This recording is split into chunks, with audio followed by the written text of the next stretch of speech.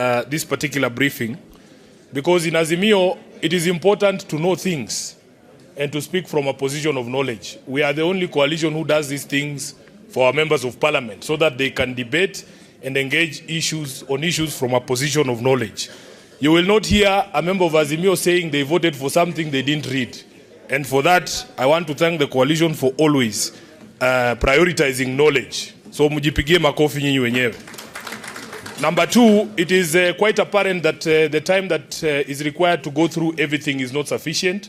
So just like we requested the leadership to put together this one on the NADCO bills, on behalf of my colleagues, we are requesting that we do something similar on the finance bill, because that debate is going to be heavy in the coming days. And Dr. Annette, don't tire when we come back to you for us to hold those meetings. I will just say that it is quite exhausting for good people when bad people are in power, because it is quite clear that these people have unending reservoirs of evil. Every single day you wake up and they've conjured another silly idea or just bad ideas. And they say that we in the opposition are required to push back on these things. What I don't understand is, why can't you just do the right thing? Why not do the right thing? Although they say that the price of democracy is a ton of vigilance, these ones are overworking us by every single day, waking up with dumb ideas, with bad ideas, with very diabolic ideas. If you sleep and dream, your only dreams are how to make life even more difficult for Kenyans. Which other areas can you impart some pain on Kenyans until you get to the place where you are thinking of imposing taxation on bread and on motor vehicles, which are overtaxed in the first place? I think these people, we must give it to them. They really have depth when it comes to ways of hurting Kenyans. I will say two things and sit down.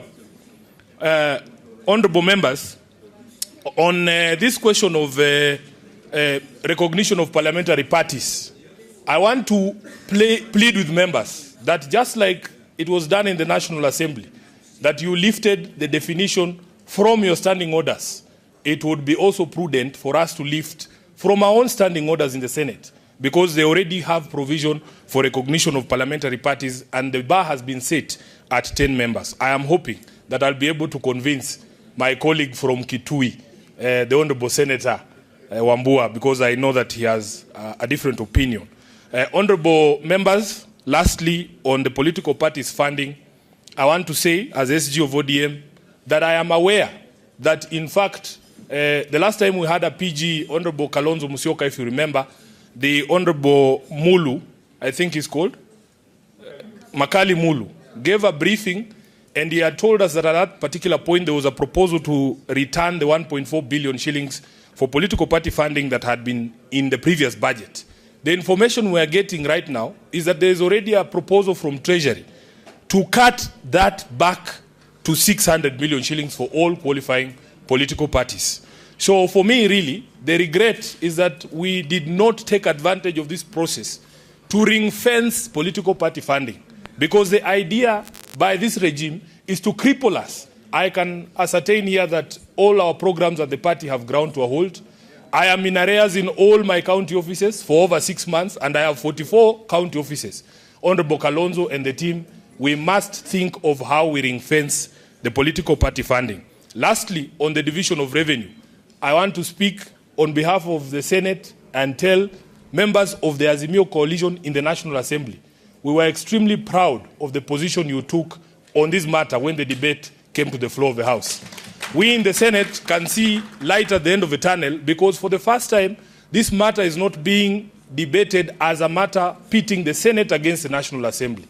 And I am hoping, honorable members of the coalition leadership, that when we go to mediation, the instructions on members of the Azimio coalition who will be in that mediation team will be to stand with devolution, to stand with the Senate, because the figures we have proposed of 415 billion to the counties is something we can justify, and we are prepared to do that. So I am hoping that you will support us.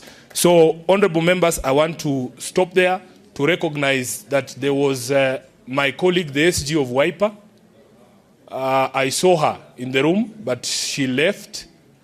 And therefore, I want to invite the SG of, yes?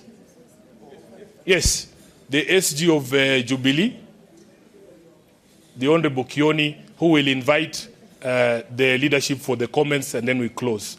And on behalf of the leadership of Nairobi, I want to invite all of you to Mathare so that we can distribute the food that you have put together very generously for the people affected by the floods across the country. I thank you and God bless you. I thank you for this opportunity. Nilikuja nimechelewa pengine. As we speak, the Constitutional Amendment Bill is yet to be published. And yet you know, it has got timelines in the Constitution. You can't vary those timelines. And yet again, we know that two of the statute amendment bills, that is the Leader of Opposition Bill and the Coordination of National Government Amendment Bill, are dependent upon the passage of the Constitutional Amendment Bill. You must understand that you won't be able to touch on the Leader of Official Opposition Bill or the Coordination of National Government Amendment Bill, which is a bill dealing with the office of the Prime Minister, the proposed office of the Prime Minister. So let's understand that. Again, I want to plead with my colleague members that please let's take time and read these bills. We shall endeavor again to post them in our group, WhatsApp, the WhatsApp groups, today.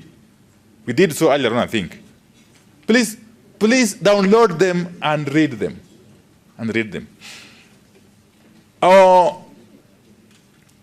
The entrenchment of funds, there are only 3 funds that we are entrenching in the Constitution, for clarification, for clarity.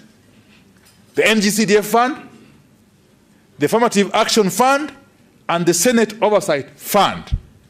The World Development Fund is not being entrenched in the Constitution because we realized during NADCO proceedings that there's already a clause in the Constitution that provides for such funds at the counties. What we agreed is basically enact an ordinary legislation at the national level to deal with the management of those funds in the counties and in the wards. The IBC, I agree on the issue of the political parties amendment bill. The proposed commission, I agree with the members who have spoken before me. We shall have to align it, to realign it rather, so that either of the chair or vice comes from the two coalitions